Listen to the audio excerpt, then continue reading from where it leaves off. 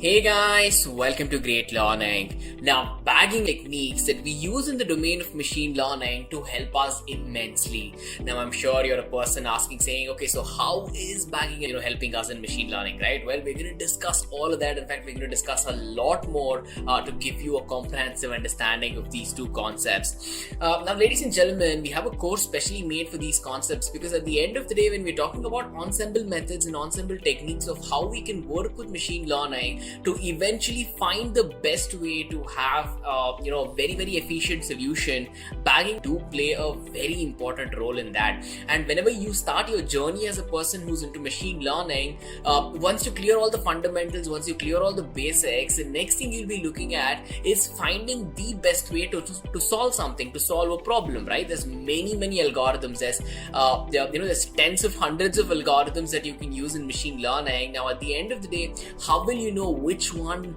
to put where? How will you know what works well and what doesn't and all of that, right? So with the knowledge of bagging, you will not only find ways to effectively increase the efficiency of an already efficient process, but at the same time you will also be a person who will now have the capabilities to actually dive right into the depths of machine learning, understand how it works, how we can make it better as a domain in itself, right? And that is so very important for us trying to create applications or us trying to solve some problems in this domain, right? So ladies and gentlemen, we here at Great Learning present to you this course on bagging, and my name is Anirudh Rao, and without further ado, let's get started.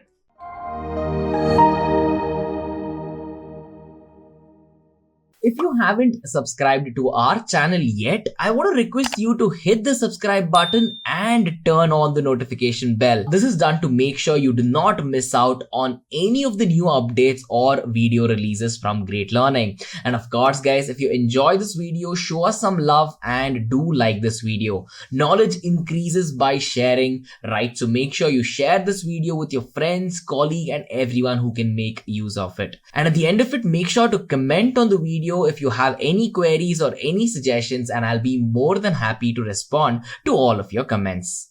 Alright guys, so to come to the agenda of this particular course, bagging and boosting, we're gonna have to take an introduction to understand certain concepts, right? Now I'm sure you've heard of these concepts. It's called bias, it's called variance, and all of these important terms, right? So we need to have a solid understanding, first of all, to know what bias is, to know what variance is, to understand what the change in these bias and variance will do to your machine learning algorithm and all of that. Right? So once we have a very solid understanding, I'm going to give you a lot of examples to make sure you guys understand that. We're going to be taking a look at understanding ensemble methods. Now, ensemble methods are a very critical part of machine learning. And if you've ever been to a machine learning engineer's interview or something like that, there's a very good chance you might be asked this term as well, right? So it's again a very trending concept. More than trending, it finds itself to be foundational, and a lot of people tend to skip it while learning, right? So we're going to be covering all of the really important stuff that you're going to require. Now, of course, after we are done with bias and variance and we've had a chance to understand ensemble methods, we're also going to be taking a look at bagging and boosting, which eventually is our discussion, right? So we're going to be diving right into the depths of bagging, understand what it is, how it works, and eventually doing the same for the concept of boosting as well.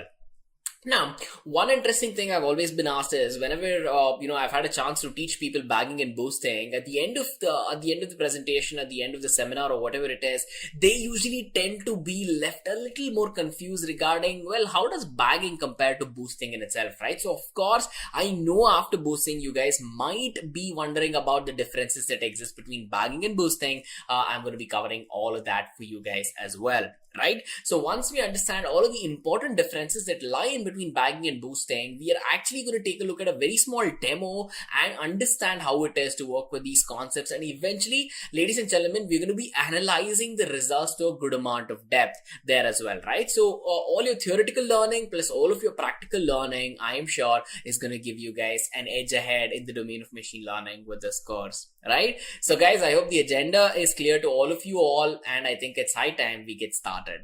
Alright guys, so before we even come to the first item on the agenda, I just want to ask you guys if you knew this. Right now, consider a situation where you have the same data set, okay? Maybe the house pricing data set, the Boston housing data set, the Iris data set, anything that you want. You have one of your favorite data sets. Do you know that you can actually use the same data set to actually work with multiple different algorithms to have multiple different results with multiple levels of efficiency, right? Accuracy. I'm sure you knew that, but did you also know that with the same set of data, the algorithms behave very, very differently. Sometimes the way they see the data in its most primitive state is actually very different. The way they try to match patterns in the data, the way they try to assess the structure that is hidden in the data is something which is very, very important. It is very common to think about saying, hey, I have certain data, I have a couple of algorithms, let me start feeding data into these algorithms and it should work, right? I mean, what's wrong in that? There's nothing wrong in that. The fact that you have to understand it is perceived very, very differently, right? So now when you actually give it a thought, right? If you talk to me in very complicated, extremely technical machine learning terms, I'll be more than happy to talk to you that way. But if you take the same data in the conversation and probably talk to someone who's not really into machine learning, into technical stuff, they'll not understand it, right? The way they would process that information would be very different than the way I would process it. Guess what happens in the case of algorithms and data as well, right? It is literally the same thing that happens.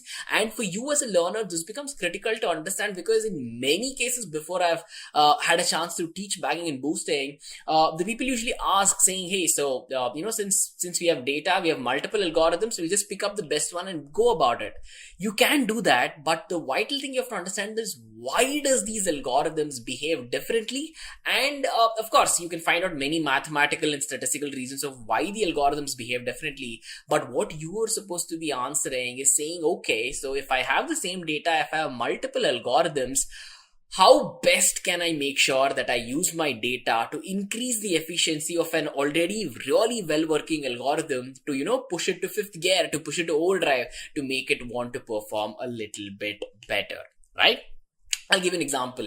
The same house price analysis that I was speaking about, right? It's basically a data set where it has all the details of the houses and the prices of those houses in a locality in Boston. That's the Boston housing data set. Based on various factors, you'll be able to judge why the house is priced so much, right? Think about it. In whatever city that you are living in, there are certain areas and localities where probably land, plot, houses are extremely expensive just because those areas are like really well furnished and all of that, right? So there are many ways of how price will vary for your house, and you can use multiple algorithms to actually go on to track that. And in this particular case, you can go on to use linear regression. KNN is very popular. Decision tree regression is extremely popular for these tasks as well. But one thing you would already know, since we already discussed this, is for the fact that when you run your data through run the same data through all these algorithms, each of them will give you a different accuracy score. It's not going to say, hey, I have 75% accuracy, and all three are not going to be 75. One can be 75, the other can be as high as 90, the other one can be as low as 60 or something like that, right? It's percentage. So you really have to understand why it happens, how best can you find the best algorithm, and how best can you even push the algorithm further to its importance, right? And that's where, when you start exploring machine learning into depths such as these, the concept of bias and variance will come into your picture, because these are very, very, very important concepts. And whenever you're talking about any sort of machine learning algorithm which gets processed into a machine learning model, these models will have biases and variance, right? So what is bias? What is variance? Don't think about machine learning terms for a second. Just think about bias in an actual conversation with a human being, right? When they say, hey, you're so biased, what do they mean? They say that, your intentions or maybe your thoughts are focused along only one train of thought, one focus path, and you're not looking at the bigger picture. So what happens when we're talking about randomness, right? Here's a really fun thing which you may not know in machine learning. Whenever you think about creating random data, when you say, hey computer, create random 10 numbers for me between 1 to 10, it's very easy for you to say, hey, it's just 10 numbers, it is random, and the computer is giving me something. But you have to understand that there was a formula that actually ran in the background to give you that random number, to give you that random ordering, right? So in depth, if you track it from the reverse path, you can actually create a mathematical equation which will lead you to the same exact order of your numbers coming out to be. So guess what? At the end of the day, it is not so random, right? Because it is biased. On the overall, it'll be 10 numbers absolutely jumbled because you probably cannot find a pattern that's present there. But guess what? If you start hunting really, really deep into it, you will know what it is. Because even the most random data in today's world generated by a computer is biased to a certain extent. It's called random biasing, in fact, wherein you think it's random, but at the end of the day, your computer is following a couple of instructions to get to that point. So it's not really random completely, right? So in this case of machine learning, whenever we take out our data, right, how skewed is our data when you're considering complete randomness, right? When you say, hey, I want my data to be totally random, I don't want any sort of third party views in it, or I want to make sure that my data is untampered and it is 100% random. Bias comes into the picture and says, hey, stop right there, because at the end of the day, I know that there is a very good chance the data cannot be completely random, and here is why. That's the bias value, right? Now, let's talk about variance for a second. Variance, the answer literally lies in the name of the word itself, right? When you think about it, when you're talking about variance, why do we use variance? What does it mean by something is varying, right? So it's basically you have one point of comparison, and along those points of comparison, you say something is changing. For example, the light at the time of the day, right? Probably if you wake up at 5 a.m., you'll realize that the sun is not yet out. 6:30, the sun starts to come out. 7:30, it gets brighter. 12 p.m., 1 p.m., it gets extremely bright. And again, 6 p.m., 7 p.m., it just goes off, right? So the brightness in the sky is varying based upon the time. So the factor you're comparing it to is time. And what you have to understand is that there's something that changes. There's something that's varying. And guess what? You can track those varying points to a good amount of extent, right? This is really important for you to understand, because bias and variance will be different when you're working with different algorithms. And let me tell you, if you're a person who's thinking that, hey, will bias and variance have any sort of say on an algorithm that I'm working on, you'll be surprised to understand, just by having these two metrics, just by tracking these two metrics, you can tell if your machine learning algorithm will function properly, or, will it mess up, or will it goof up in a couple of instances, right? So it's really, really important. Now, it's not just bias and variance. See, we're talking about these metrics which are helping us to measure certain errors, right? So basically, there's three types of prediction errors that you can work with. Bias, we already looked at. Variance, we already looked at. And the next thing, there's something called as irreducible error, right? An irreducible error, it's basically a tongue twister, right? Irreducible error. So basically, it's also called as noise. And if you're familiar with the concept of underfitting and overfitting, right? Overfitting is a situation where your machine learning algorithm is digging so deep into learning something that it is actually seeing noise rather than learning useful stuff. That's because it's hunting so much into the depths of your data, right? Think about it. Now, that is an irreducible error. And sometimes not all data is clean. Your data is going to come with certain stuff which will have absolutely no effect on your machine learning algorithm. That's the good case. The bad case is where your data will actually tend to mess up your machine learning algorithm more. You might think that, hey, it'll absolutely not hurt. One or two errors will not hurt in the data. But when your machine learning algorithm is learning, since it's learning from scratch, it's going to learn the wrong thing. Give it a thought, right? So it's very, very important that you understand these prediction errors, right? Now, bias, when we're talking about it in a machine learning term, it's nothing but an assumption that gets made by a model, which we're going to use to basically make the target function, our goal is to make the target function learn easier, and having an assumption thinking that our model might do this and eventually get to our results is something which is very, very critical, right? So the common train of thought you might have at the moment right now is saying, okay, so if bias is an assumption that's made on the model to see how faster it learns or something, models with high bias should work really well, correct? No, models with really high bias are actually less flexible, because at the end of the day, with a lot more biasing from your data, it's like lashback from your data, your machine learning model will not be able to fully learn from the training data to eventually tell you that during validation, right? So having high bias is not a good thing. Even though when you start out learning bias, it seems like a good thing. Absolutely not. Having high bias will eventually destroy your machine learning algorithm's accuracy, right? Yes. I've been working on many cases where, if you're not handling your bias and variance really well, it comes to a point where it will crash the entire accuracy of your model. Your model can go from 90% accuracy all the way to 65, and you'll be breaking your head wondering why this has happened. It's these, right? So it becomes very, very important. So what is optimal? If high bias is bad, what is good? Well, low bias is very, very good. In fact, it's actually preferred because, whenever you have low bias, the models will basically fit the data points really, really well onto the regression line. And, you have a regression line that goes on. You have multiple points that gets plotted around the regression line. That is how your machine learning algorithm learns, right? So when that is happening, you have to be very critical enough to assess and say, hey, having low bias will actually give my model the better of an ability to actually learn. That means it has a higher ability to learn and perform really, really well, right? So again, now if I ask you a question, so in machine learning, what do you prefer, low bias or high bias? Do you think you can give me an answer? Of course you can. It is low bias, right? That's the optimal situation. Thinking about variance. Now, variance is basically the amount of deviation in prediction whenever you're switching from one data set to another, right? So whenever you have one data set at hand, you'll be performing some predictions.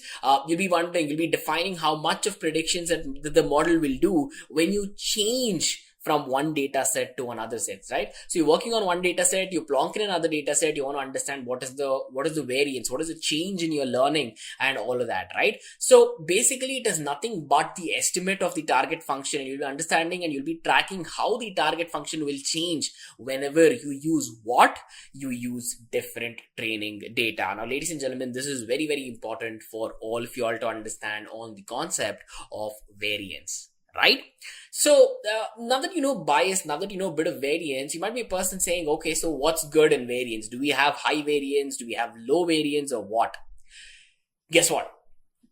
Any machine learning model, or I want to say most of the machine learning models, is going to perform slightly poorly on the data that it has never ever seen before, right? That's the entire purpose of us trying to use the training data, eventually later use the testing data and all of that, right? So what we want to do is we want to have a model with low variance, right? As it is with low variance, you'll have models perform poorly on data it has never seen before. Imagine it with high variance, right? High variance will not give clarity to the machine learning model. It will not know what it has to learn for. And think of high variance with high bias or something like that, right? Your machine learning algorithm is absolutely confused, and at the end of the day, instead of giving you something like 75-80% accuracy, it's going to give you 50% accuracy, and we don't want that, right? So that's important for you to understand.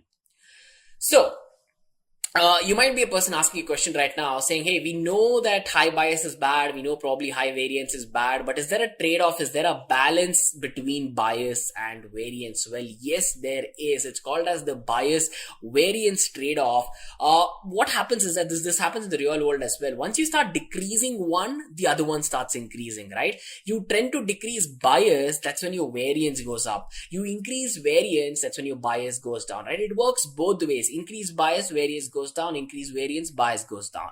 So since it's interlinked with each other, this is called as a trade-off. Now, what in this situation, what you should be looking for is the best of both worlds. Having very good biasing while having a decent enough trade-off such that your variance values are also working for you. Right now, it's like a balance. It's like literally a weighing scale with two weights. You have to find the best way to balance, right? You might say, hey, I really don't care about variance, so I'm going to have really low bias. It means you're going to have really high variance, and that's going to cause you a lot of trouble at the end, right? So you don't want that. You have to really understand that part about the prediction error as well, right? So ladies and gentlemen, at this point of time, we had a chance to take a look at variance. We had a chance to take a look at bias. We understood what they are. We understood how they affect the machine learning models. And we also understood what happens if you start changing each one of them and how your machine learning models are going to react as well, right? So I hope we are clear with everything that's covered in that section. Now, the next section, we're going to be discussing something called as ensemble methods. And I'm very sure you might have heard of the term very vaguely, even if you're new to machine learning. Ensemble methods, ensemble techniques. What are they? Well, let me tell you this. The general principle of what an ensemble method in machine learning is basically to, when you say ensemble, you're trying to assemble a lot of different things. Here, what you're trying to do here is you're trying to assemble multiple machine learning models to actually work in unison, right? So instead of just having one data point, one machine learning algorithm work on it, what you're going to do is you're going to use the same data point and eventually have multiple algorithms work on it, right?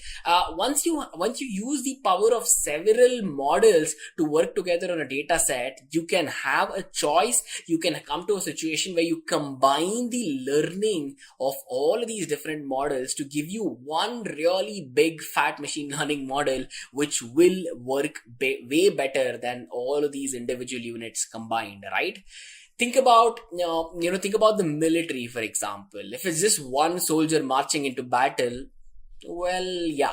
But then if you have 10-15 people, things might change. If you have 100 people, it's fantastic. If you have a battalion, wow. If you have an entire army worth millions of people, it's way better than that one guy, right? Maybe in a spy situation, the one guy is better than the millions, but in a generic military situation, the million guys are way better than just one guy, right? Similarly here as well, in these ensemble methods, once we start bringing together the power of what everything and everyone, in this case machine learning models, have learned, we can use the learning to eventually have things to work better for us, right? And ensemble methods are very, very important part. In fact, these are what make up bagging and boosting. These are divided into two groups. Basically, they're called as parallel ensemble methods and they're called as sequential ensemble methods. So what are they? How do they work? Let's take a look at them, right? Well, parallel ensemble methods basically, you have certain learners called as the base learners. These base learners use the data to actually run through it, assess, perform all their validations and work as it is. These are base learners who are just there to make sure that, you have a number to compare to, you have a metric to take a look at, right? So it might be slightly confusing for you to understand. So let me quickly give you an example. Think about a situation where, you might be deciding that you want to watch a movie. So what do you do when you decide you want to watch a movie? Probably you go to WhatsApp, you go to Instagram, you text a couple of people saying, hey, do you have any suggestions to watch a movie, that I want to watch a movie for this particular Saturday or something like that, right? So what will you do? Probably you'll have 5 or 6 movies, and if there's something which is like really, really trending, I think at the moment it's Money Heist, right? So when something like that is extremely trending, you will know, people will talk about it. Out of 3 guys, maybe 2 guys say, hey, you have to watch that TV show. What are you going to do? Eventually you come home and you watch that, right? So you ask multiple people for their suggestions, you analyze their solutions, and eventually figured out what needs to be done. You're sitting and watching your favorite movie show. Wow, that sounds like such an analytical process for you turning on your TV and watching Netflix, right? But yes, this is how parallel ensemble methods work. Now, consider the situation of the sequential ensemble methods. Sequential ensemble methods, what it does is, instead of having all the base learners learn the same thing, here you will have the base learners actually learn sequentially. When I say sequentially, I mean one alongside the other with all of the early learners, where we're trying to basically get the models to work, right? So instead of just having one dude work on one model, instead of basically one data point working with one algorithm to create one machine learning model, you're going to have these initial learners, they call as the base learners, and after that comes the early learners. And once you start working with all of these unison, you can take the data from multiple algorithms, analyze the data, see what the error rate is, and try to see if you can basically bring down the net error rate when you combine everything else. If you can do that, it means that when you're working together with all of your accuracies, your model can perform better than just with one algorithm, right? So if you can boost the overall performance by, boosting and doing a couple of changes and getting more than one algorithm to work at the same time, would you say no to that? Absolutely not. No one would, right? So that's sequential ensemble methods for you. Now let's quickly discuss a little bit more on ensemble methods, right? So in generic cases, in most of these cases, what happens is that most ensemble learners basically use a single base learning algorithm, and this eventual base learning algorithm is used to produce multiple other learners, and these learners are called as the base learners. And once these base learners are out there, we will know that they can be learners of the same type, which will eventually lead to common homogeneous ensemble, right? So basically a common homogeneous ensemble is a situation where you have one algorithm producing similar algorithms, which at the end of the day have the capability to work on the same data to give you an overall increased efficiency of your machine learning model. That's a very complicated sentence, but I'm sure you understood that, right? So in real world, in the domain of machine learning, to speak technically, random forests use parallel ensemble methods, and basically the concept of adder boost. I'm very sure you must have heard of ADA boost or adder boost as it's called. This uses sequential ensemble methods, right? So random forest parallel ensemble methods, adder boost sequential ensemble methods. Now, if you're learning, if you've taken up this course, since you're preparing for a machine learning engineer's interview or something, remember this, because there's a very good chance the interviewer might pop you a random question in the middle of the interview and say, hey, can you give me an example of sequential ensemble learning?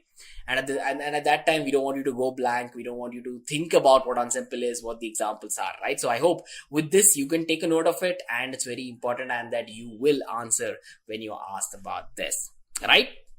So it's not always homogeneous learning. It's not always one learner adding on to everything the other learners have added and eventually give you a result.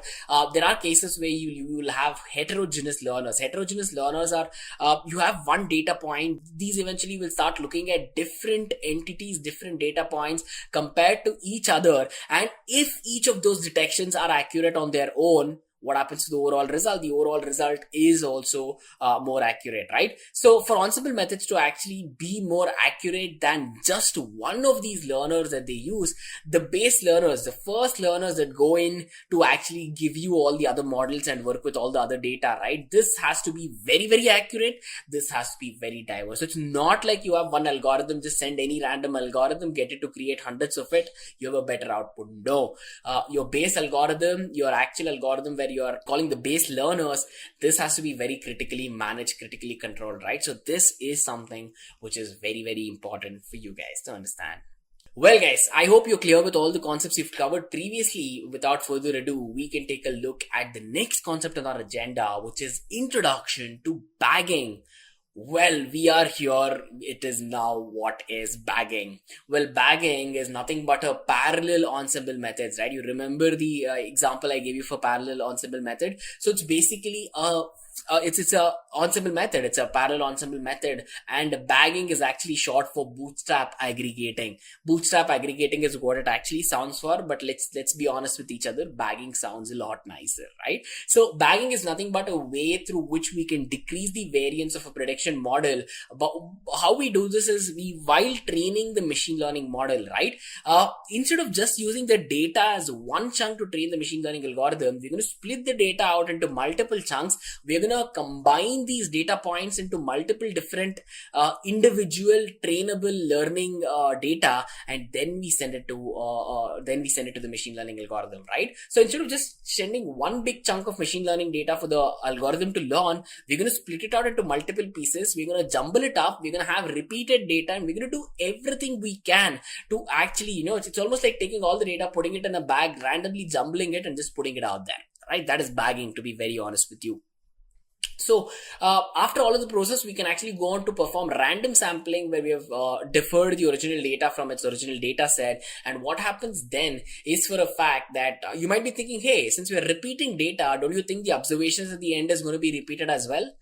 Right. So when you have these individual data points training on so many things, once you bring them all together, you have learning from not just one point of data, but numerous points of data, right?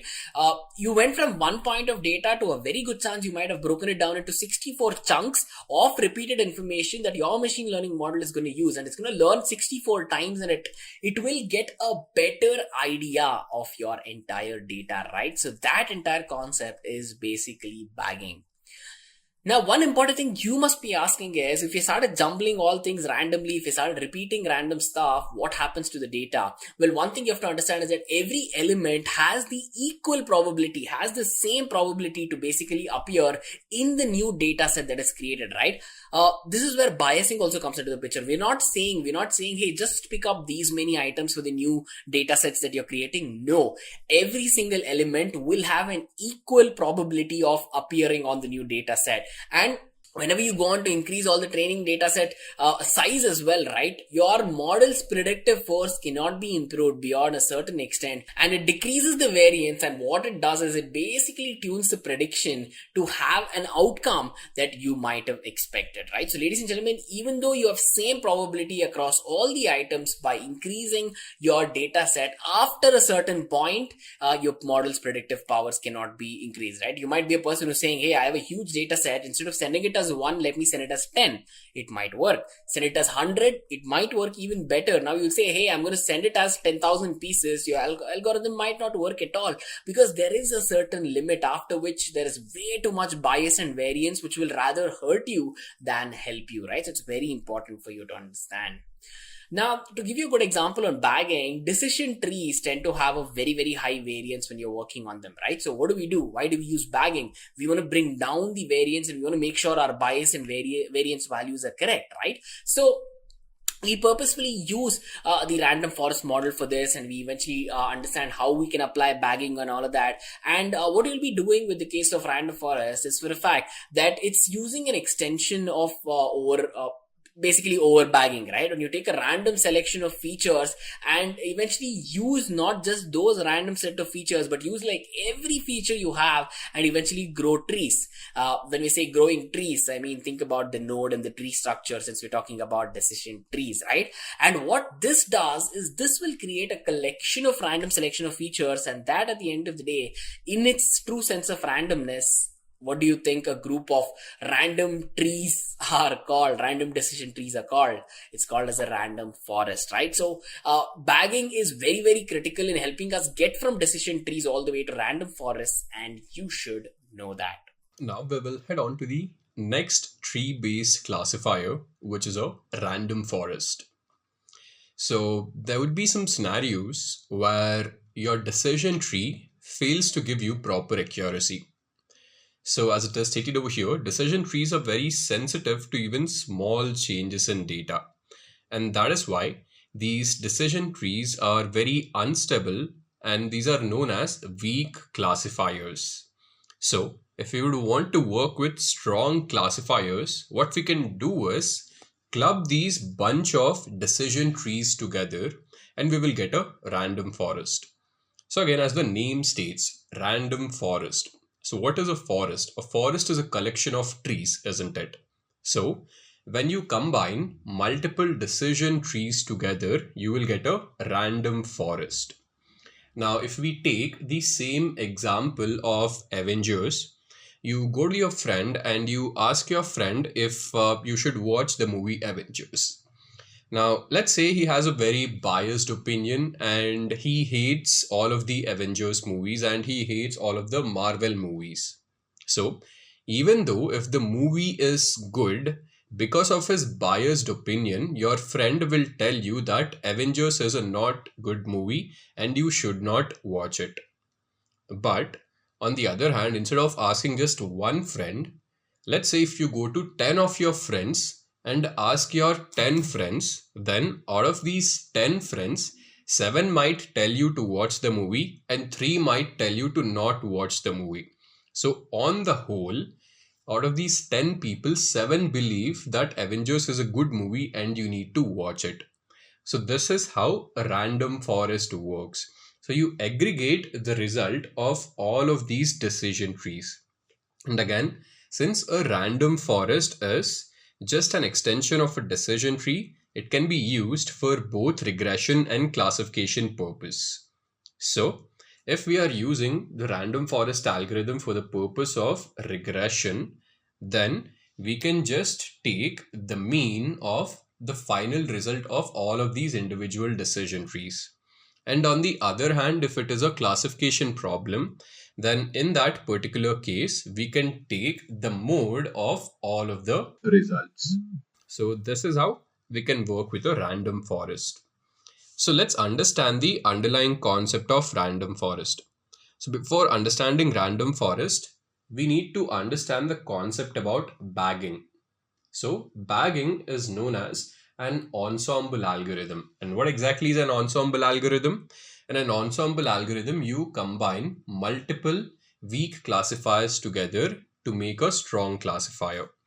So what happens when you're applying a decision tree is, let's say you have this data set D1 and you will apply this decision tree algorithm on top of this and you will get one result. But what if I want to get a collective result? So what I'll do is I will clone this data set. And when I say clone, we are actually performing sampling with replacement.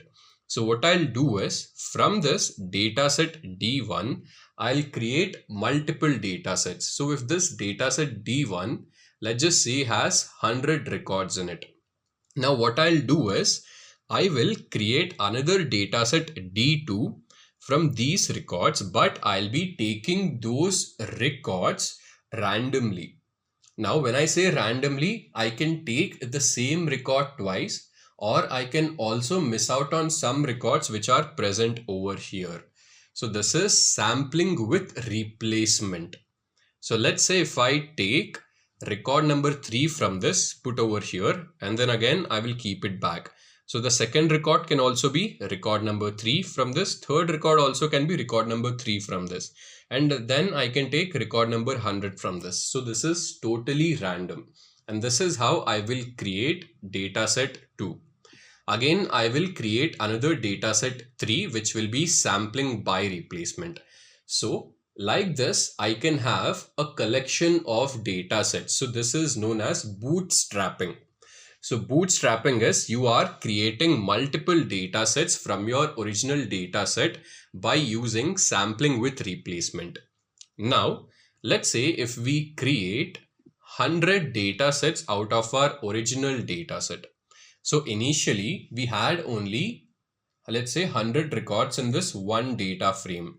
Now we have 100 into 100 records. So that gives us a better chance of prediction. And from all of these data sets, what I'll do is I will create or I will build one individual decision tree algorithm on each of these data sets. So I will be building 100 decision trees, and each of these decision tree will give me a result. And if it is a regression algorithm, then I can just take the mean of the final result. And if it is a classification algorithm, I can take the mode of the final result. So this is how bagging works. But what is a random forest? So random forest is again an extension of bagging. So in random forest, you need to focus on the term random. So why is it called random? Because the split criteria which you are using over here. So normally, whenever you're splitting the node, you're splitting it on the basis of your independent variables. And when it comes to bagging, you will have all of your independent variables available for the split. But when it comes to random forest algorithm, you will get only a select set of random independent variables. So let's say if this data frame has 10 independent variables, in case of bagging, all of the 10 independent variables would be available for the selection criteria. But when it comes to random forest, you will only get a random subset of all of the columns. So from the 10 independent columns, you might only get 3 random columns. So what happens is, every time you build a decision tree, the split criteria used will be different. And this is how the decision trees which you build will also be different. So since here 3 random variables are used, here again 3 random variables are used, here again 3 random variables are used. So this is how your decision trees would be completely different from each other. And now when you're actually getting the final result, this would be better than your normal bagging algorithm. So this is what happens in bagging and random forest. So now we'll go ahead and implement a demo on random forest in Python. So this will be a comprehensive demo where first we'll start off by doing exploratory data analysis on top of the COVID-19 dataset. Then we will go ahead and implement the random forest algorithm. So first we would have to import all of the required libraries. So I'll just go ahead and do that. So we would need the pandas library for data manipulation. Then we would need matplotlib, which is for visualization. So I'll write down from matplotlib import pyplot as plt. Then we will also need seaborn, which is another visualization library built on top of matplotlib. So here we would need, I'll write down import seaborn as SNS. Then in our current data set, we have certain dates in it. And by convention, the dates which are there, they would be present as categorical labels and not as a date column. So we would also require the date time library. So let me import that as well. So here I'll write down import date time as dt. And I would also require the numpy library. Import numpy as np. I'll hit run and let's just wait for all of these libraries to load. Now, in the meanwhile, these libraries are loading. I would have to load up the required file. So the file is in CSV format. And to read the CSV files, we have the read_CSV method, which is part of the pandas library. So while these libraries are loading, I'll just write the next command over here, which will be pd.read_CSV. And inside this, I need to give in the name of the file. So the name of the file is COVID-19 India.csv. And as I've said, there's a date column over here. So I will write down parse dates is equal to, and here inside parenthesis, I'll write down date. Then I'll add another parameter where I'm just setting the day first to be equal to true. So I'll write down day first is equal to true. This I will go ahead and store in an object called as df. Let me do this right over here. Now I'll have a glance at the first few records of this data frame. So to have a glance at the first few records of a data frame, I need to use the head method. So this will be df.head.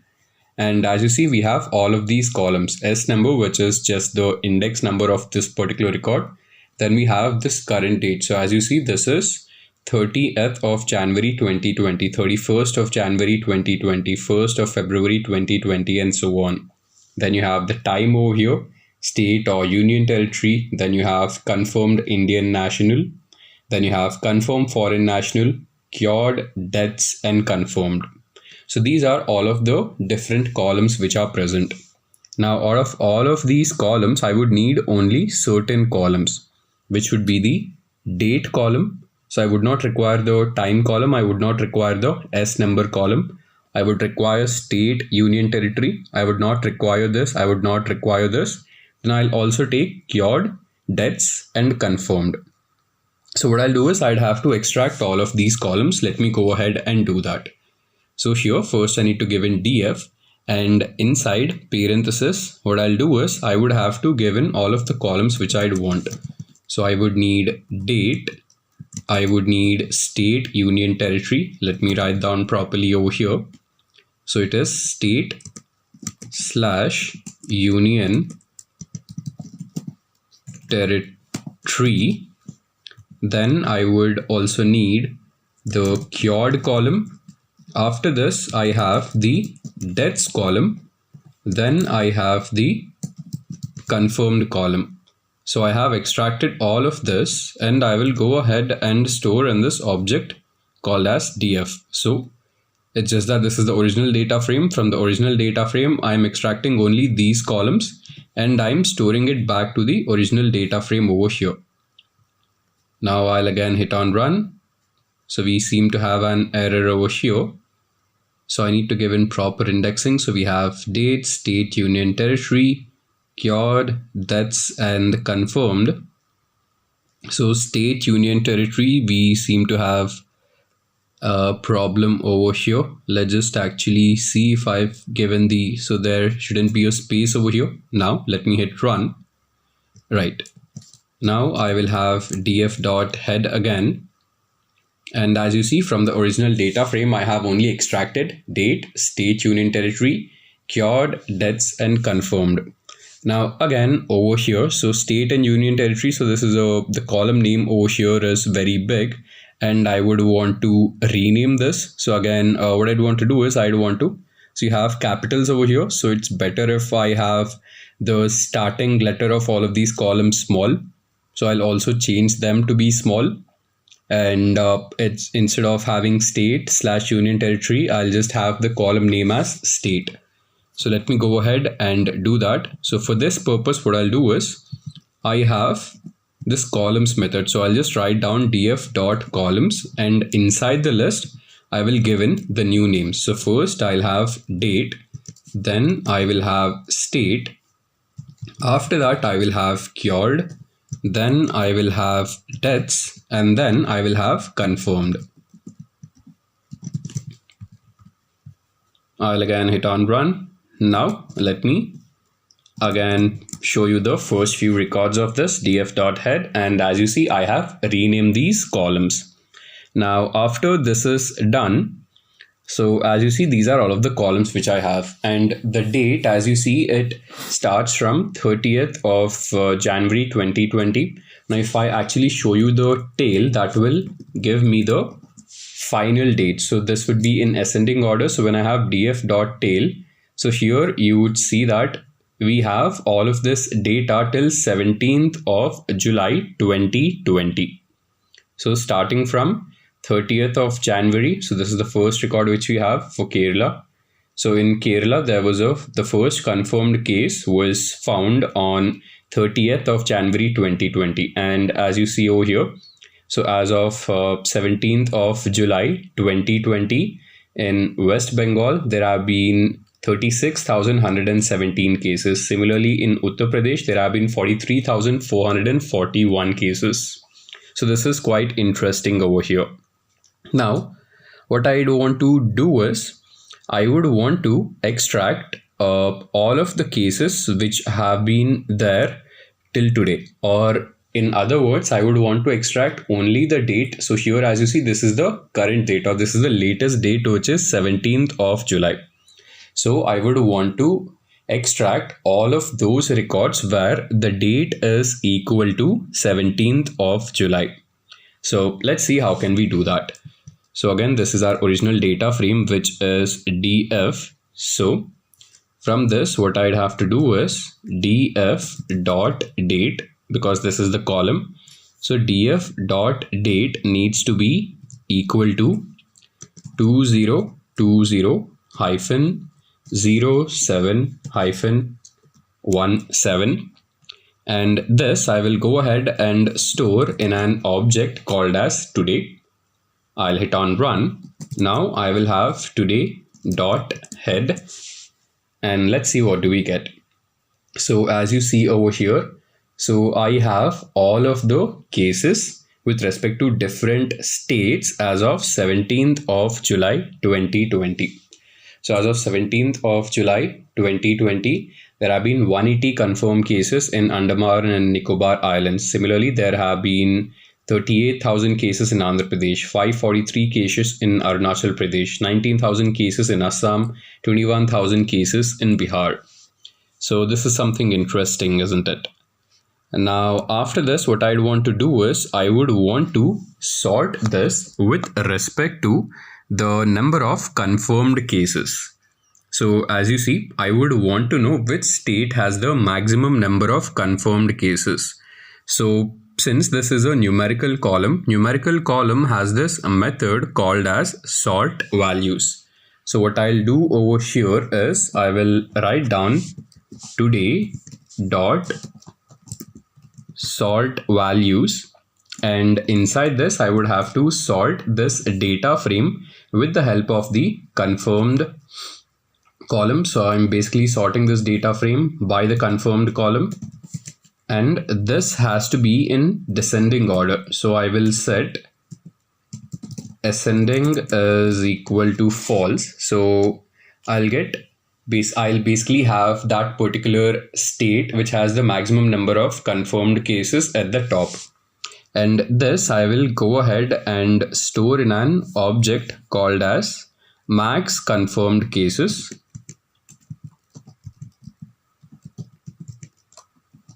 So let me write this down properly over here. And then I will have a glance at the head of this. So it will be max confirmed cases dot head. And as you see, so as of 17th July 2020, Maharashtra has the maximum number of confirmed cases. So Maharashtra has 284,281 confirmed cases as of 17th July. Then followed by Tamil Nadu. So in Tamil Nadu, you have 1,56,000 confirmed cases. Then in Delhi, you have 1,18,645 confirmed cases. So you see that the difference between Delhi and Karnataka as of 17th July over here, it's almost 50,000. As 17th July, there have been 1 lakh cases in Delhi and 50,000 cases in Karnataka. And similarly, if you see the difference between these three, so between Maharashtra and Tamil Nadu, there is a whopping difference of 1,30,000 cases as of 17th July 2020. So again, an interesting analysis which we have directly found out by looking at this data set. Now, what I'd want to do is, so as you see over here, I have only the top 5 records. Now, I would want to make a simple bar plot for this. So to make a bar plot, I would need the first 5 records. So what I'll do is, I will only take the first 5 records out of this. So I will have, let me take this, let me paste it over here, and I would need the first 5 records, and this I will go ahead and store in an object called as top states confirmed. Let me put a hyphen over here. Now let me print out top states confirmed.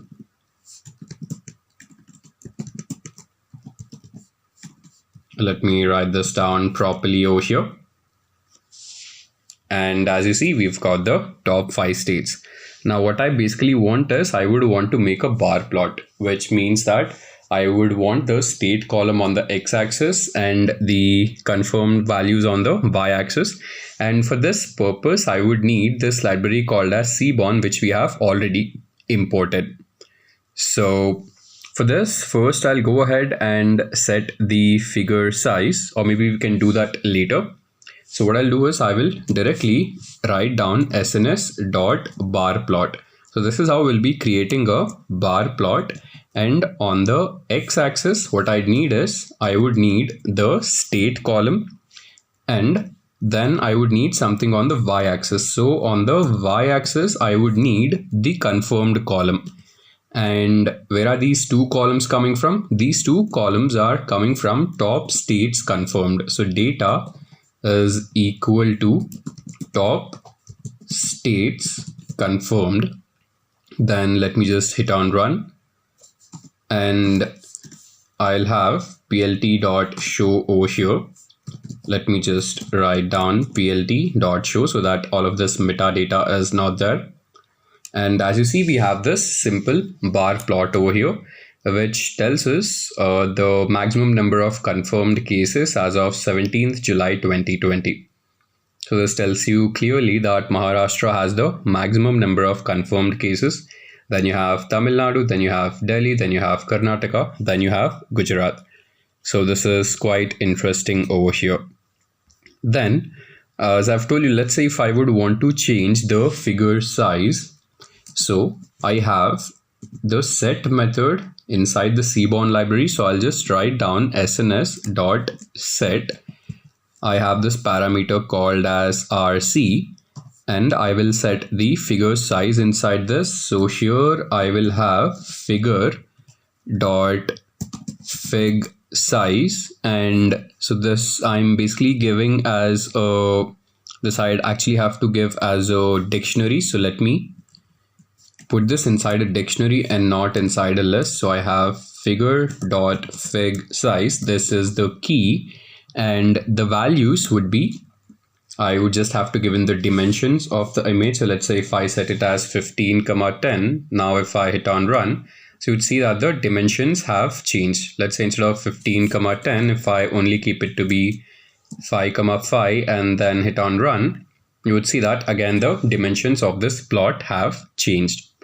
So this is quite interesting over here. Then going ahead, what I'd want to do is, so this was the maximum number of confirmed cases. Now similarly, I would want to find out the maximum number of deaths. So to get the maximum number of deaths, I would have to just take the same command as you see over here. And instead of sorting this with respect to confirmed, I would have to sort the data frame with respect to deaths. So let me change the by to be deaths, and this I will go ahead and store in an object called as max death cases. And once I've stored it inside this, let me have a glance at the head of it. So I'll have max death cases dot head. So here again, it seems that the most number of deaths have been in Maharashtra as of 17 July 2020. Then you have in Delhi, you have 3,545. In Tamil Nadu, you have 2,236. Gujarat, you have 2,089. Uttar Pradesh, you have 1,000 deaths. So quite interesting over here. Now, if I'd have to make a same plot out of this, like we have made a bar plot above, so what I'd have to do is I would have to extract the top five records again out of this data frame. So let me take in the same command over here, and instead of max confirmed cases, this time it will be max death cases, and this I will store in an object called as top states death. So now that we have this ready, again, I would have to make the plot for this. So again, making the plot as similar, we just have to use the same command over here. So as you see, sns.set, with the help of this, we are setting the figure size. Then we have sns.barplot. On the x-axis, it will be state. And on the y-axis, instead of confirmed, it will be deaths. And data is coming from top states death. So let me change this to top states death and plt.show. That is how we are just showing this out. So this has to be top states death and not deaths. And this is our result over here. So as you clearly see, most number of deaths in Maharashtra. So let me actually compare this particular plot with this plot. So this tells you the most number of confirmed cases, and this tells you the most number of deaths. So the most number of confirmed cases are in Maharashtra, and also the most number of deaths are in Maharashtra. But if you look at the confirmed cases and deaths of other states, so you see that UP is not among the most number of confirmed cases, but over here, as you see, UP is listed at number 5 when it comes to the most number of deaths. So this is quite interesting over here. So again, Delhi, which was at the 3rd place for most number of confirmed cases, but when it comes to deaths, it is at the 2nd place. And again, if you talk about Karnataka over here, even though Karnataka has the 4th number of confirmed cases as of 17th July, but you see that Karnataka is not listed among the top 5 states where most number of deaths have happened. So all of this was basic data visualization, which we have done. Now, similarly, I would want to do the same stuff for states where we have most number of cured cases. So for this purpose, I would have to again sort my data frame. So I will take this particular command over here. I will paste it over here. And this time what I would have to do is, so it will be today.sort values, and instead of deaths, it will be with respect to the cured column, And then I will go ahead and store this in an object called as max cured cases. And let me just have a glance at this. Max cured cases dot head, and when I hit on run, you would see that these are all of the columns which I have. So most number of confirmed cases were in Maharashtra, and also most number of cured cases are in Maharashtra. Then you have Tamil Nadu, Delhi, Gujarat, and Telangana.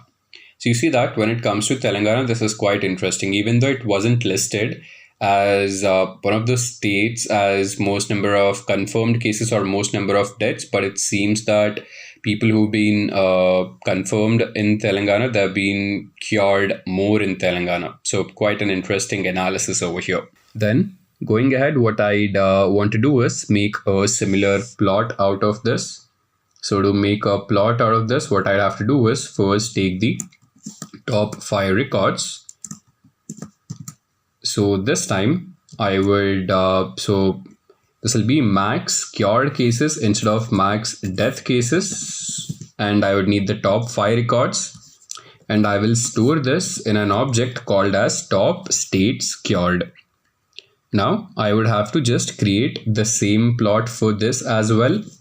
I will take this command, I will paste it over here, and this time the data is coming from top states cured, and on the x-axis I will have the state column. It's just that on the y-axis I will have the cured column, and when I hit on run, you would see that this is how the plot looks. So again, a very pretty and informative plot which we have made over here. Now going ahead, what I'd want to do is I'd want to analyze individual states. So till now we have understood that Maharashtra has had the most number of cases and most number of deaths as well over there. So that's it. That is why I would want to understand what exactly is the trend when it comes to the state of Maharashtra. So what I would want to do is from the original data frame, df.state is equal to Maharashtra. So I would want to extract all of the records from the original data frame where state is equal to Maharashtra. And I will go ahead and store this in an object called as Maha. Then I'll just show you the head of this Maha.head. So as you see, it seems that the first case in Maharashtra was on 9th of March. So on 9th of March, there were 2 confirmed cases. Then I will have Maha.tail over here. And when I have Maha.tail, you would see that as of 17th July, there have been 284,281 cases. So from 9th March to 17th of July, from 2 cases, the number of confirmed cases have gone to 284,281. So this is extremely interesting over here. So now what I'd want to do is how I'd want to understand how have the number of confirmed cases increased from 9th of March to 17th of July over here. So for this, I would want to make a line plot where the date column will be on the x-axis and the confirmed cases will be on the y-axis. So for this, I would have to create a line plot. So I'll write down sns.lineplot, and on the x-axis, since I would need the date column, I'll just put in date over here. And on the y-axis, I will need the number of confirmed cases. So here I'll write down confirmed. Then going ahead, I'll give in the state. So here the state will be equal to Maharashtra. Then I'll just give a color to the line. So here the color will be equal to green. And then I would just have to print this out. So it will be plt.show. So seems like we have an error over here. Let's actually understand. String object has no attribute get. So why do we have this? So Let me give in green over here. Let me give in an entire color and let's see if this works properly. So seems like we again have the same error over here. X is equal to date, Y is equal to confirmed. So this has to be data is coming from Maharashtra, color is green. So all of this seems to be fine. So what I'll do is I'll actually copy paste the same command from above. That will be easier. So let me copy this and let me paste it over here. And instead of having this as a bar plot, I will keep it to be line plot. And here on the x-axis, I would need the date column. On the y-axis, let's actually see what do we need. On the y-axis, we would need the confirmed column. And the data is coming from the Maharashtra, which we have just created. So let me change this to Maharashtra over here. And here, let me actually change these dimensions. So I'll increase the width of this. So instead of keeping it 5, I'll keep it 10. And as you see, maybe I'll increase it even more. I'll keep it 15 over here. That might be better, I guess. So as you see, the growth of number of confirmed cases has been exponential. So from the date over here, if you look at this, this is 22nd of March 2020 and this is 22nd of July 2020. So from being from 0 confirmed cases, so from March to July, as you see, the growth of number of confirmed cases is quite exponential. And maybe during this particular time, so maybe from 22nd of March 2020 till over here, so till this is 1st of May 2020, there were not many cases. So during the first 2 months, there were not many cases. But then again, from 1st of May, the number of cases have grown exponentially. So this seems to be something interesting. So something during 1st of May, during that particular week might have happened in the state of Maharashtra, and this would have led to the increase in number of confirmed cases. Now, what I'd want to do is I would want to make a similar line plot for the number of deaths as well. And here the command will be same, sns.set. And on the y-axis, I'll be mapping deaths instead of confirmed. And as you see, this is the trend over here. So again, you have the date from 22nd of March going on till 22nd of May. So again, till 1st of May, you do not have a lot of deaths. But from 1st of May, this grows exponentially. And this particular line which you see, so this maybe, so you have June. So this might be the end of June over here. So maybe somewhere between 25th of June, you would see that the spike over here is it's enormous over here. So being from 2000, it almost, so being from 4000, it almost spiked up to 6000 over here. So till then, the growth was not so much high, but during this particular span, maybe in a span of just 2 to 3 days, the number of deaths have grown exponentially. And after this, again, as you see, the trend just keeps on increasing with respect to number of deaths over here. So this is with respect to Maharashtra. Now I would want to do a similar analysis for the state of Kerala as well. So here, what I will do is, again, I would have to extract all of the records from the original data frame where the value in the state column is equal to Kerala. So df, and here I need to give in the name of the column. So here inside df, I need to set df dot state is equal to Kerala. And this I will go ahead and store in an object called as Kerala. Then let me just have a glance at this. So Kerala dot head, and if I run this, so here you would see that the first case in Kerala was reported on 30th of January. So you have one confirmed case. Now similarly, Let me see what was the final number of confirmed cases. So Kerala dot head. I'd have to actually change this to tail and not head over here. And when I run this, here you would see that the number of confirmed cases as of 17th July, they are 10,275. And this is quite contradicting when compared to Maharashtra, isn't it? So when you look at the table of Maharashtra, you would see that the first case was confirmed on 9th of March.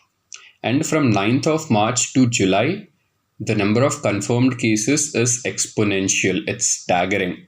But when you look at this in the state of Kerala, so the first confirmed case was on 30th of January itself, which was 2 months before the first confirmed case in Maharashtra.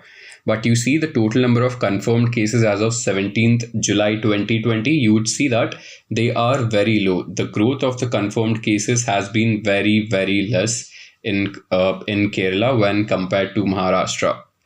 So this might tell you something interesting. So there might have been certain situations in Maharashtra because of which there has been this sudden explosion of number of cases. Now, what I'd want to do is I would want to make similar plots for the state of Kerala as well. So let me copy this same command over here, and I would want to make a line plot where I would want to see the growth of the confirmed cases. And here the data is coming from Kerala and not the Maharashtra state. So line plot, on the x-axis, I'll have the date column. On the y-axis, I'll have the number of confirmed cases. And here, as you see, so the growth again over here. So this is starting from February of 2020 till, if maybe we can say, again, this would be end of May or the starting of June, you don't have a lot of cases. So it's only from starting of June that the number of cases have started to spike up in Kerala as well. And similarly, I would want to have a look at the number of deaths in the state of Kerala as well. I'll copy the same command, I'll paste it over here, and on the y-axis, instead of confirmed, I will have the deaths column. And this time, if you see, this is quite interesting over here. So from February till maybe February, March, April, you do not have a lot of deaths, or maybe you don't have any deaths at all.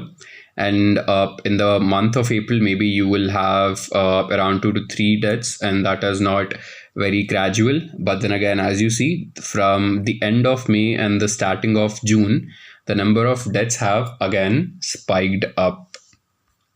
So this is again quite an interesting analysis which we have done over here. Now going ahead, what I'd actually want to do is I would want to build a random forest algorithm which will actually tell me how to predict the number of deaths. So that is something interesting. So here I'll be actually using random forest regressor. So I'll be using the random forest algorithm as a regression algorithm and not as a classification algorithm. And I would want to predict the number of confirmed cases if I given a date. So let's say if I given the next date, so here we have dates till 17th of July. So let's say if I would want to predict the number of confirmed cases on 18th of July, I would want to do that with the help of this random forest classifier. And this is where the main part comes in. So let's go ahead and start doing that. And we'll be implementing this on top of the Maharashtra data frame which we have. So for that purpose, first we would have to import all of the required libraries. So here I would need the train test split method from model selection. So I will start off by writing from sk learn dot model selection import train test split, and I'll hit on run. And this is important because we would have to divide our data into training and testing sets before we actually build our model. And why is that important? Let me just give you guys a simple example. So let's say if you're appearing for a test and it is the situation is such that, let's say your friend comes up with you and tells you that the paper has been leaked and there will be 5 questions in the exam, and he tells you what those 5 questions are. Now, if you prepare only those 5 questions and go to the exam, and if exactly those 5 questions come up, well, you're set. You will get 5 out of 5. But what would happen if, let's say, none of those 5 questions actually come in the exam? Now, since your training has only been with respect to these 5 questions, if anything comes out of syllabus, then obviously you will not be able to answer. You will get 0 out of 5. So this is why training and testing is important. So first you would have to train yourself, then you would have to test yourself how much you have learned. And we will have the same concept when we will be using machine learning algorithms as well. So first you would have to train your model on top of the data. And only when the training is done, that is when you will go ahead and build the model on top of the test data. So that is why we would need this train test split to divide our data into training and testing sets. And now what I'd have to do is I would, so as you see, now again, if I have to build a random forest regression algorithm, so here, since this is regression analysis, my independent variable, it cannot be categorical in nature and it cannot be date. So I would actually have to convert this into an ordinal value. So as you see this, we cannot have a date over here, and to use the dates in a random forest classifier, I'd actually have to convert this into an ordinal value. So ordinal value, it's just that would mean a number. So each date will have one particular number over there. So what I'll do right now is I will convert the date column into an ordinal value. So as you remember earlier during the starting of this demo, we had imported the date time library. So let's go ahead and convert this. So from the Maharashtra data frame, we have the date column. I have the map method, and inside the map method, what I'd have to do is dt dot date time, and I would have to convert this into ordinal. So dt dot date time. So again, dt is the date time library. So from the date time library, I'd have to convert this into ordinal. What do I have to convert? I'd have to convert the date column into ordinal values. And this I will actually go ahead and store back into the same column. So this will be Maharashtra date. Let me hit run now. Now what I'll do is I will have a glance at my data set. So I'll have maha.head over here. And when I hit on run, so you would see that all of the date values, they have been converted into ordinal values. So initially we had dates like these, but now with the help of this, we have converted them into ordinal. So we have one specific number for each of the date value. Here, since I would have to predict the number of confirmed cases with respect to date, this will be my independent variable and this will be my dependent variable. Now, let me go ahead and extract my dependent and independent variables first.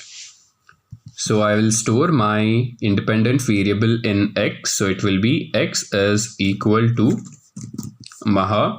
Inside this, I'll need to pass in the date column.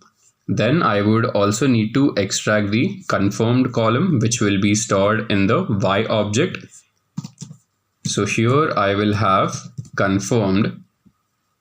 So I have extracted x and y.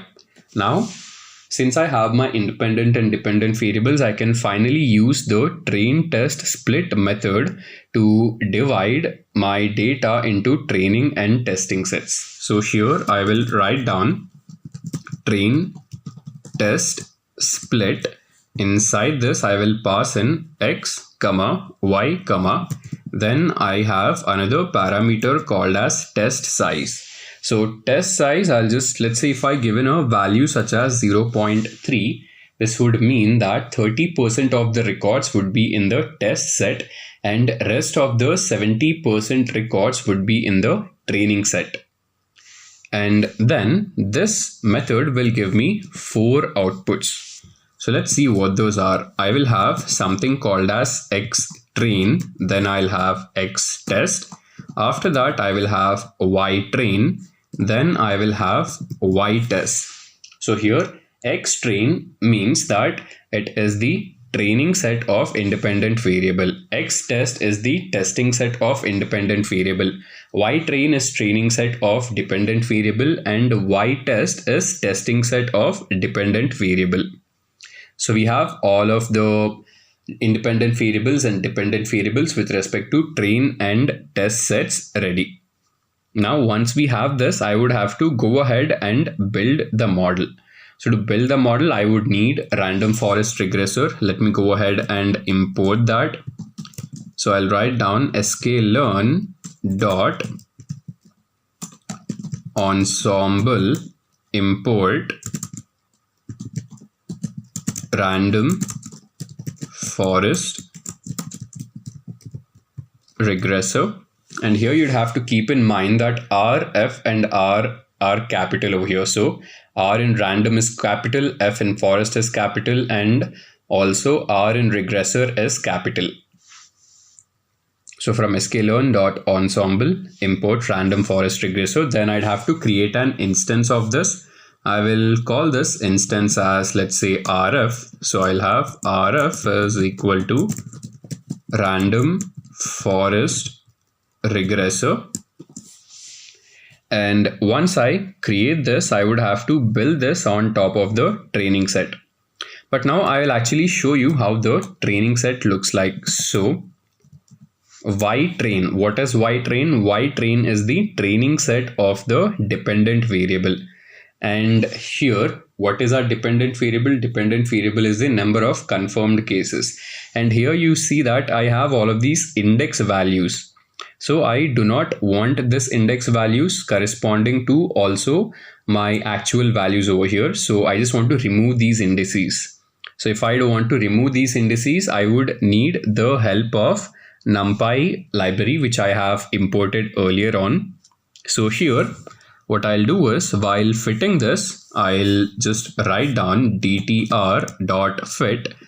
Inside this, I will have np.array. And what I'll do over here is, inside the array, I will pass in x train and I would have to reshape this. So I will have reshape. So x train, y train, they have the indices as well, and I do not want this indices. So I'll have dot reshape -1, 1. So when I given -1, 1, this will remove the indices. And then similarly, I will have np dot array. Let me keep this properly. np dot array. Inside this, I will have y train dot reshape, and again I would have to give in -1, 1 over here.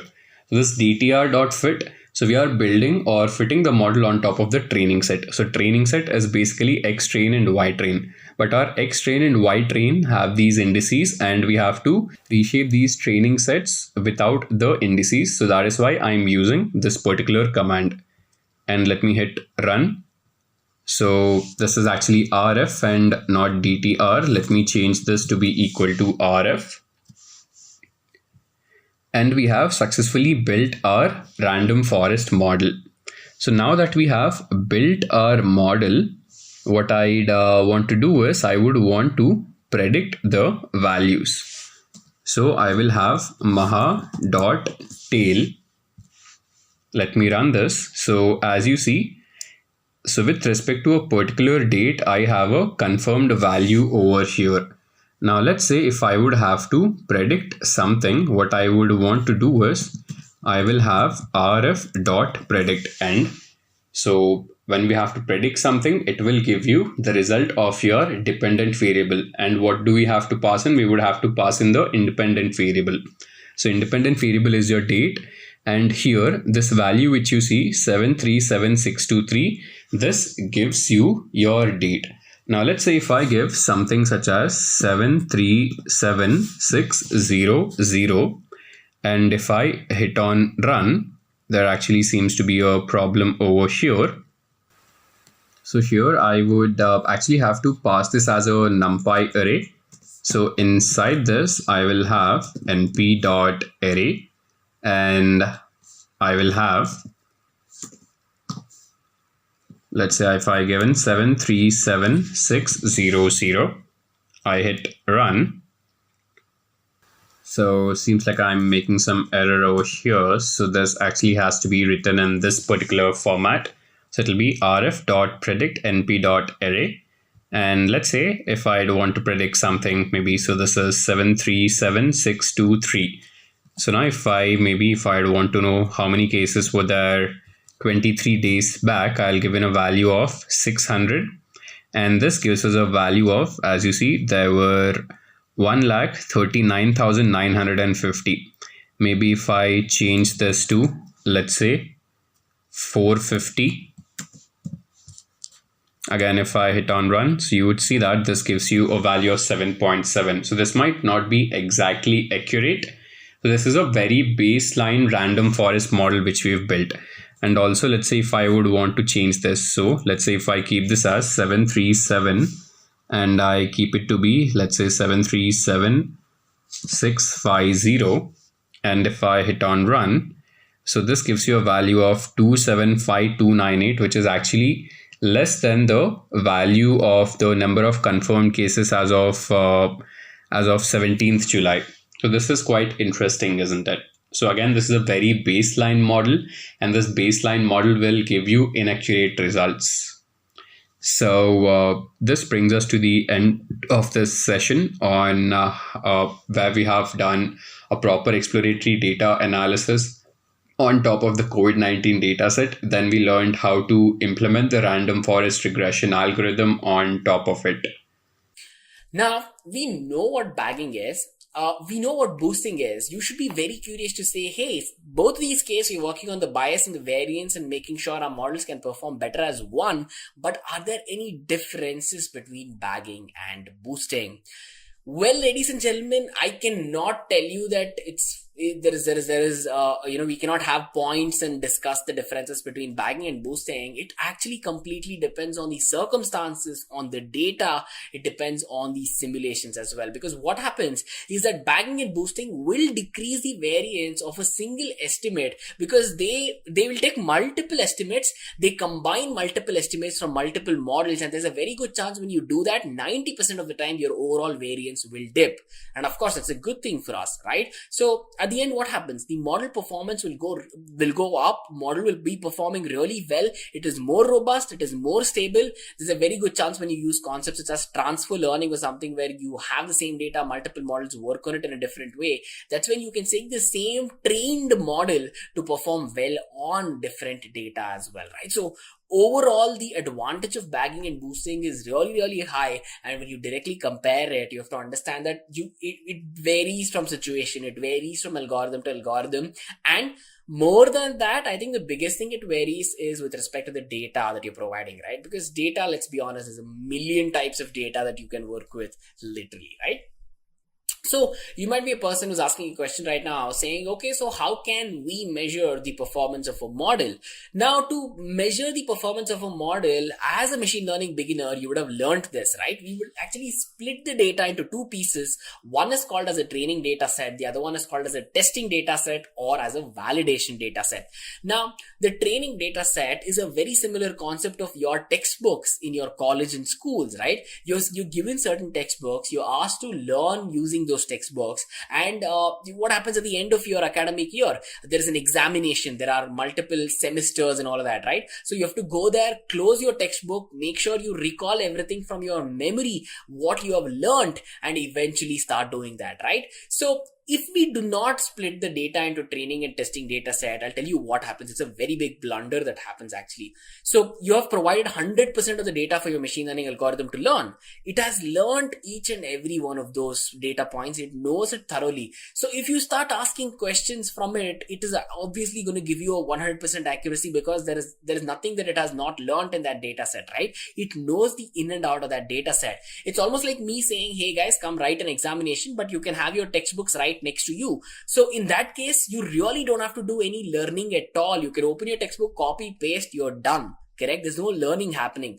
When we split it into two pieces, when we say, hey, you learn, put everything in your memory, come back, and eventually, start reproducing from what you have learned. That is when you're trying to validate. That is when you provide brand new data that your machine learning algorithm has never seen in its life before. You're going to use that new data to assess and analyze if your machine learning algorithm is performing the way it should, or if it's misbehaving in any sort, right? So that is when you'll get to know actually, hey, my machine learning model has learned something or not learned something. So it is a very, very important part for you to understand how we measure the performance of a model, right? So it's trained on the training data set, and later we're going to be performing validation. And that's done using a very different data set that's called as the validation data set, right? So you can think about assessing the training accuracy based on the training data. You can have that as a measure, and you can see how good your model actually is by working on using the validation data to fit it across your training data to figure out if your machine learning model has learned something or not, right? That is testing your training accuracy. And when you're talking about validation accuracy, it is same as well, right? Whenever you go on to provide brand new data to a machine learning model that has learned something, it will basically reveal the capability of the model. It will tell you how much of generalization is possible. If you're talking about somewhere like you're analyzing your sales data for the last 1 month or something, wonderful. Once you start providing the data, it learns something. And how much are you sure that your 1 month's data is representative of all the data, sales data that you might have had as a company? Maybe you're a 20-year-old company, right? So how well will your model behave on all of those data? So this is when you will get an idea when you're working on validation data sets. It's for the fact that you can use it to verify how your model would behave if you were to provide more data, very different data, or something like that, right? So we can say the performance of a machine learning model is good, right? So if it can fit your machine learning data well, training data well, and at the same time, it can also predict all of these unknown data points accurately, and that happens through what? Through the validation data set. So ladies and gentlemen, the concept of bagging and boosting, the concept of performance analysis is very, very important. Now let's talk about one or two cases where, let's just say that, if you have a single model which has very low performance, it means that bagging rarely gets a better bias in that situation, right? When you think about it, if your model is low performing, first thing you'll be looking at is its bias and variance. And working with bagging, you usually preferring variance out there, right? So there are situations where your bias can get hurt. But when you're using bagging along with boosting, that's when you can generate a combined model with eventually better bias values, better variance values, right? Because having just single models will bring its own disadvantages, but once you start clubbing them, it's just one disadvantage you'll have to take care about, right? So bagging also has the capability to actually increase the generalization ability. As I just told you previously, you will analyze, you will assess, you will understand how well you can predict the unknown samples as well. So guys, with this, we have come to the end of the course. Thank you so much for watching. To quickly summarize everything we have learned in this course, we started this one out by taking a complete introduction to understand what important terms such as bias and variance are. We took a lot of examples to understand what bias is, what variance is, what weights are, how these weights play such an important role, and eventually we worked ourselves into understanding ensemble methods. We understood what ensemble methods are, how they work, why we require it, and in fact even why they work the way they do, right? We took a look at the two types, parallel and sequential. We understood a couple of examples with parallel, we understood a couple of examples of sequential, and as soon as we did this, we dive right into the topic of understanding what bagging is, right? Now I am sure you would understand that if we had not covered those ensemble methods before diving right into bagging, it would be extremely difficult for you guys to get a complete picture, right? So we had to discuss all of that to come to bagging, talk about bagging, a lot of examples there as well. We compared bagging and boosting, and we realized that it's not really a very simple and straightforward comparison as you might have thought. We gained a lot of insight from that. We eventually went right to Python. We did a very simple example. If you haven't subscribed to our channel yet, I want to request you to hit the subscribe button and turn on the notification bell. This is done to make sure you do not miss out on any of the new updates or video releases from Great Learning. And of course, guys, if you enjoy this video, show us some love and do like this video. Knowledge increases by sharing, right? So make sure you share this video with your friends, colleague, and everyone who can make use of it. And at the end of it, make sure to comment on the video if you have any queries or any suggestions, and I'll be more than happy to respond to all of your comments.